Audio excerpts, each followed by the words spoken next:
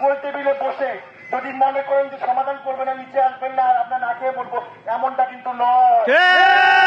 আমরা এখানে পরিষ্কার ভাবে বলতে চাচ্ছি, যদি এখানে জুলাই নিয়ে আবার তার বাহানা হয়, গোল টেবিলের মধ্যে যদি আমরা আবার আওয়ামী লীগ দেখতে পারি, তাহলে ডিসি অফিসের মধ্যে আজকে থেকে আবার জুলাই শুরু হবে।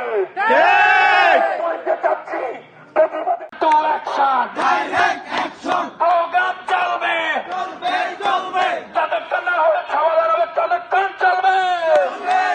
ওই 1, 2, 3, 4 দিবস নিয়ে তালবাহানা, এই 8 দিনের তালবাহানা।